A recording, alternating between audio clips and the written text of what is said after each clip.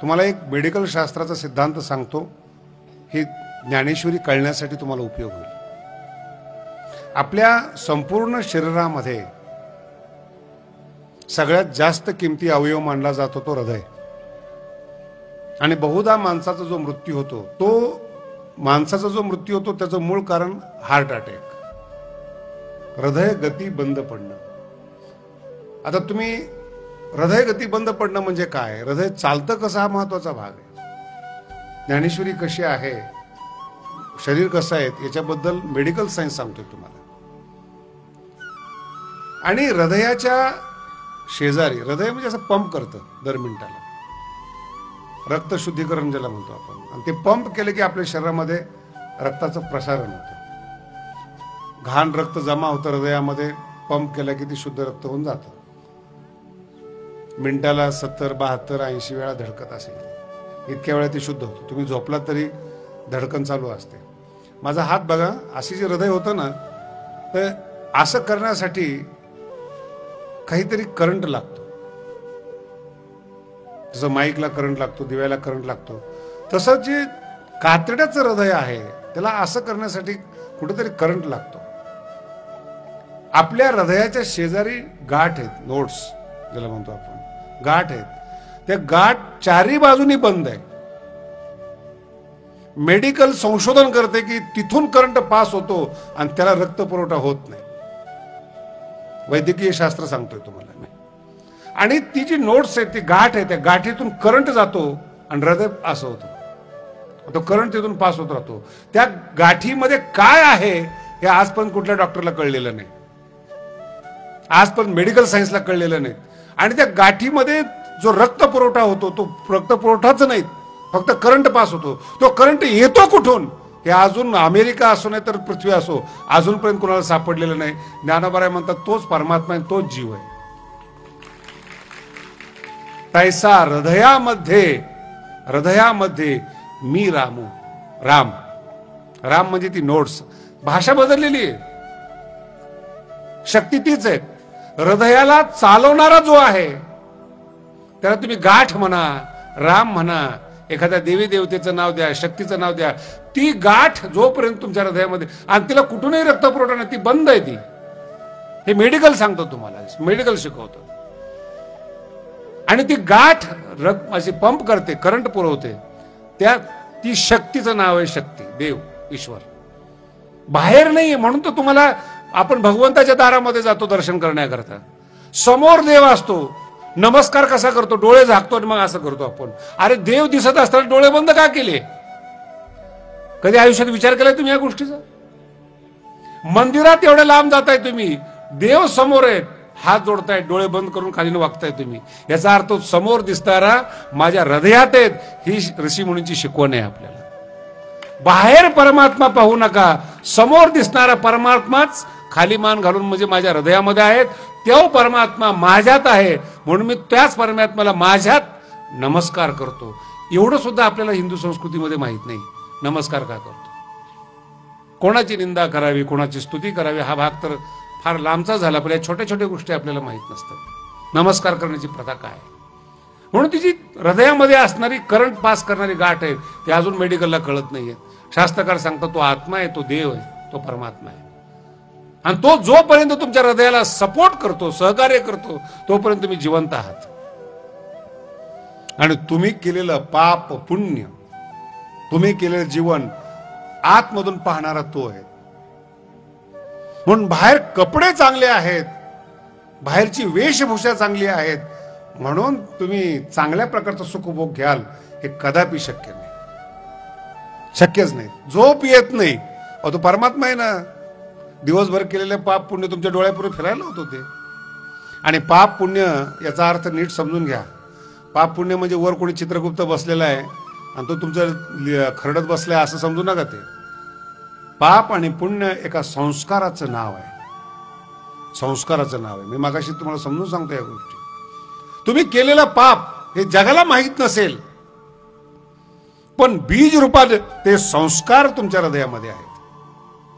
चोरी केली असेल, कोणाला फसवलं असेल, बीज रूपानं ते संस्कार तुमच्या हृदयामध्ये आहेत. जगाला कळत नाहीत, पण जिथे कुठे तुम्ही चोरी केली, जिथे कुठे फसवलं तुम्ही, ज्याला कुणी धोका दिलाय, ते चित्र तुमच्या हृदयामध्ये गुप्त असतं. तो वाचतो त्याला चित्रगुप्त म्हणतात, लिहितो त्याला नाही. त्याचं नाव काय?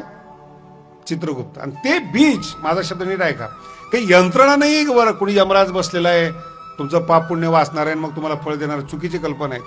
तुमची डीएनए मध्ये हे पाप पुण्य जमा होतात. चुकी केलेली, बलात्कार केलेला, डाका टाकलेला, त्याचे संस्कार तुमच्या अंतःकरणामध्ये जमा होतात आणि ते संस्कार फलीभूत होतात म्हणजे पुनर्जन्म होतो. हृदय बदलत नाही. हृदय म्हणजे कातराचं नाही बरं का. 15व्या अध्याय जर तुम्ही वाचत असाल, मरण कसं आहे याच्यावर खूप सुंदर वर्णन केलेले आहेत. मनःषष्ठान इंद्रियाणी प्रकृतीस्थाने कर्षती. मन आणि 5 इंद्रिय या शरीरातून बाहेर जातात. मनःषष्ठानी 5 आणि 6वं मन इंद्रियाणी. मृत्यू जवळ आल्यानंतर आकर्षित केलं जातं, शरीरातून बाहेर फेकले जातात. ते मृत्यू म्हणजे काय तुम्हाला सांगतो. आणि ते जे बाहेर फेकले जातात मनासहितचे, ते शरीरातून बाहेर जात असताना विमूढाः नानुपश्यन्ति पश्यन्ति ज्ञानचक्षुषा. तो जो जीवात्मा आहे आपल्या शरीरातला, तो या शरीरातून बाहेर निघत असताना ज्ञानी लोकांना तो दिसतो. पश्यन्ति ज्ञानचक्षुषा. विमूढाः नानुपश्यन्ति. मूर्ख माणसाला तो आत्मा दिसत नाही. म्हणून केलेलं कर्म भोगावं लागतं. हे आपल्याला प्रत्यक्ष आहेत. एका माणसाच्या लोक पाया पडतात, एकाला शिव्या देतात, एक गटरात लोळतो, एक कलेक्टर होतो. सगळी माणसं जन्माला येत असताना आईच्या पोटातून जन्माला येतात. प्रत्येकाचं कर्म आणि पुण्य भिन्न भिन्न असल्यामुळे प्रत्येकाची वागणूक आणि जन्म आणि सुखदुःख भिन्न भिन्न आहेत. कोणाला एकसारखं, एकाच्या पोटी जन्माला येऊन सुखदुःख सामान नाही आहेत. श्रीमंत मुलगा झालेला आहे आणि बाप भीक मागतोय. हे आपलं कर्म, हे आपलं नशीब. म्हणून अध्यात्माला अंधश्रद्धा समजू नका. हे शिका, मग यातले दोष काढा. हे अध्यात्म आहेत, आपलं जीवन आहे आणि हे आपल्यासाठी शिकवलं जाते, आपल्यासाठी उपासना आहे. आणि तो जो येणारा मृत्यू आहे, तो मृत्यू बाहेर जात असताना, जीवात्मा बाहेर जात असताना परिवर्तन होतं. एक विज्ञानाचा नियम आहे आणि सांख्यशास्त्राचा मूळचा सिद्धांत आहे. आता नियम काढलेला आहे विज्ञानाने, पण 5000 वर्षापूर्वी सांख्याने नियम काढलेला आहे. जगातली कुठलीही गोष्ट निर्माण होत नाही आणि नष्ट होत नाही. ना सतो विद्यते भावो ना भावो विद्यते सतः. सांख्यशास्त्राचा सिद्धांत आहे.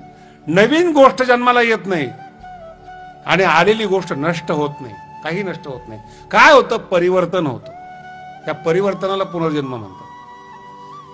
नाही म्हणजे महाराज जरा अवघड जातं, अजून जरा सोपं सांगा. सगळ्यात सोपं म्हणजे आपलं दूध आहे. दूध आपण पाहतो, दुधाचं दही होतं. दही झाल्यानंतर दूध राहतं का? बोला ना. दही झाल्यानंतर दुधाचं अस्तित्व राहत नाही, पण दूधच दही होतं याच्यावर कुणाला शंका येत नाही. त्याला म्हणतात परिवर्तन. दुधाचा पुनर्जन्म म्हणजे दही, हे परिवर्तन. तसं तुम्ही आम्ही आज मनुष्य जन्मामध्ये आहोत. शरीर जाणारं आहे, रसायनयुक्त शरीर आहेत, आपापल्या व्यवस्थेत समाप्त होतं. पण या मृत शरीराला चालवणारा जो आत्मा आहे तो अजरामर आहे, तो नष्ट होत नाही. म्हणून शरीर आहे. मेलेल्या माणसाला भूक लागत नाही. ज्याला भुकेची जाणीव होते तो निघून गेलेला आहे. पोट तर आहेच ना. मेलेल्या माणसाला पोट नसतं का? मेलेल्या माणसाला कान नसतात? मेलेल्या माणसाला काही डोळे नसतात का? पाहणारा गेलेला असतो. संवेदना ग्रहण करणारा जीवात्मा गेलेला असतो. हे महत्वाचं आहे त्याच्यामध्ये. आणि तो जीवात्मा जात असताना ज्या अनेक वेदना होतात, अनेक परिवर्तनाला जे आपल्या समोर जायचे आहेत, तिथे कुठेतरी ते थांबलं पाहिजे. म्हणजे उपासना आहे. याचं नाव आहे संस्कार बदल.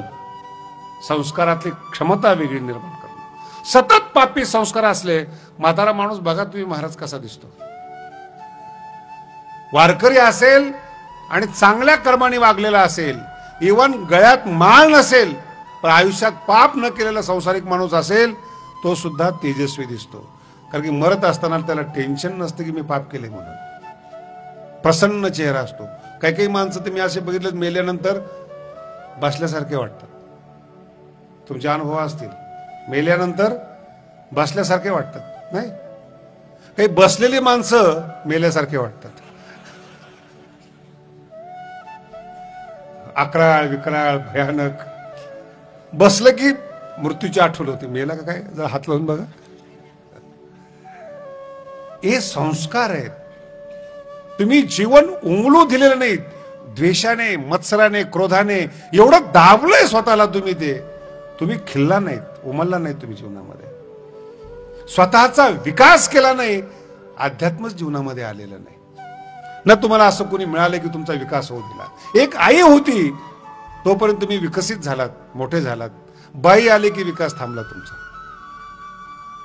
तुमचे विचार बदलले, तुमचे संस्कार बदलले, तुमचे प्रशिक्षण बदललं, तुमचा न्याय निवाडा बदलला आणि होईल तितकं तुम्ही स्वार्थी बनत गेलात. नाही महाराज, अध्यात्म अध्यात्म आहे. सगळं करत असताना तुम्ही स्वतःला जपा, याचं नाव आहे परमार्थ.